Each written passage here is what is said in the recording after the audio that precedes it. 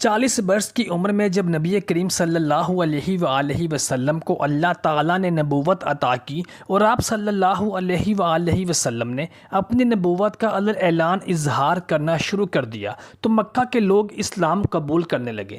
مشرکین مکہ کو یہ بات کسی بھی طرح گوارا نہ تھی کہ لوگ ان کا مذہب چھوڑ کر ایک نیا مذہب اختیار کرنا شروع کر دیں۔ چنانچہ انہوں نے طرح طرح کی باتیں اور افواہیں پھیلانا شروع کر دیں۔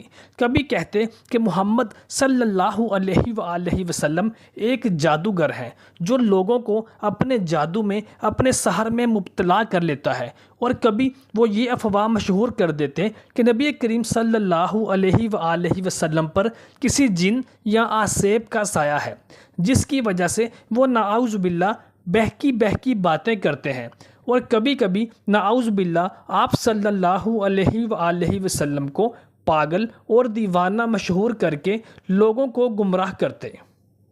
مکہ سے چند کوس دور ایک گاؤں تھا جہاں پر ضماد نامی ایک شخص رہتا تھا۔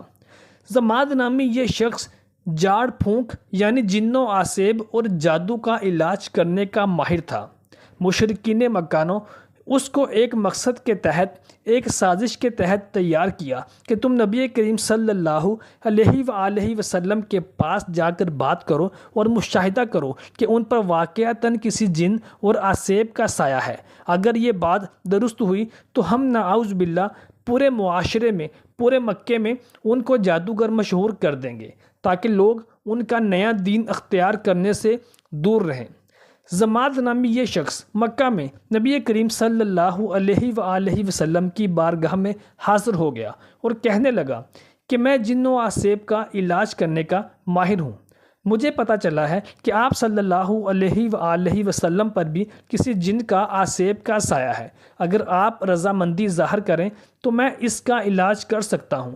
آپ مجھے اپنے عقائد کے بارے میں بتائیے جو آپ بیان کرتے ہیں، تاکہ میں آپ صلی اللہ علیہ وآلہ وسلم کا علاج کر سکوں۔ نبی کریم صلی اللہ علیہ وآلہ وسلم نے اس کی کسی بات پر بھی ناگواری کا اظہار نہ فرمایا، بلکہ آپ نے اپنا وہ خطبہ ارشاد فرمایا جو آپ صلی اللہ علیہ وآلہ وسلم اپنے ہر بیان سے پہلے ارشاد فرمایا کرتے تھے۔ وہ ارشاد فرمایا، سب تعریفیں اللہ کے لیے ہیں، ہم اس کی حمد کرتے ہیں، اسی سے مدد مانگتے ہیں اور اسی سے بخشش طلب کرتے ہیں اور اس پر ایمان لاتے ہیں اور اسی پر بھروسہ کرتے ہیں اور اللہ تعالیٰ کی پناہ چاہتے ہیں۔ جس کو اللہ تعالیٰ گمراہ کرنے والا ہے تو اسے کوئی ہدایت نہیں دے سکتا، اور جسے اللہ تعالیٰ ہی ہدایت دے دے تو اسے کوئی گمراہ نہیں کر سکتا۔ یہ الفاظ قرآن مجید کی کوئی آیت نہ تھے، بلکہ نبی محمد مصطفیٰ صلی اللہ علیہ وآلہ وسلم کے خطبے کے چند کلمات تھے۔ اس نے جب یہ کلمات سنے تو وہ سکتے میں چلا گیا اور عرض کرنے لگا کہ یہ کلمات مجھے دوبارہ سنائیے۔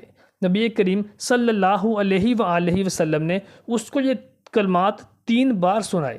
وہ آپ صلی اللہ علیہ وآلہ وسلم کی فصاحت اور بلاغت کو دیکھ کر حیران رہ گیا اور کہنے لگا کہ بے شک یہ کسی جن کا یا عصیب کا سایہ نہیں، اور میں گواہی دیتا ہوں کہ نبی کریم صلی اللہ علیہ وآلہ وسلم ہی اللہ تعالیٰ کے آخری نبی ہیں اور اللہ تعالیٰ کے سوا کوئی عبادت کے لائق نہیں۔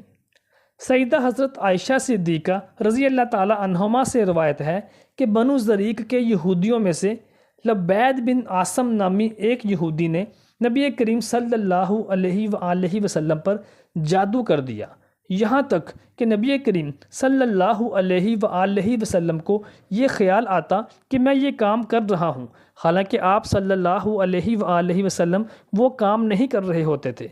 حتیٰ کہ ایک دن یا ایک رات رسول اللہ صلی اللہ علیہ وآلہ وسلم نے دعا کی، پھر دوبارہ دعا کی، پھر تیسری بار دعا فرمائی، پھر فرمایا، اے عائشہ، کیا تمہیں معلوم نہیں کہ جو کچھ میں نے اللہ تعالیٰ سے پوچھا تھا وہ اللہ تعالیٰ نے مجھے بتلا دیا۔ میرے پاس 2 آدمی آئے، ان میں سے ایک میرے سرہانے بیٹھ گیا اور دوسرا آدمی میرے پیروں کی جانب بیٹھ گیا۔ سو جو آدمی میرے سرہانے بیٹھا تھا اس نے پیروں کی جانب والے سے کہا، یا پیروں کی جانب جو بیٹھا تھا اس نے اپنے سرہانے والے سے کہا کہ اس شخص کو یعنی مجھے کیا تکلیف ہے۔ دوسرے نے کہا کہ ان پر یعنی محمد صلی اللہ علیہ وسلم پر جادو کیا گیا ہے۔ پہلے نے کہا کس نے جادو کیا ہے؟ تو دوسرے نے کہا لبید بن عاصم نے۔ پہلے نے کہا کہ کس چیز میں جادو کیا ہے؟ تو دوسرے نے کہا کنگھی میں اور کنگھی سے جھڑنے والے بالوں میں۔ اور کہا پہلے نے کہا کہ یہ چیزیں کہاں پر موجود ہیں؟ تو دوسرے نے کہا ذی اروان کے کنویں میں۔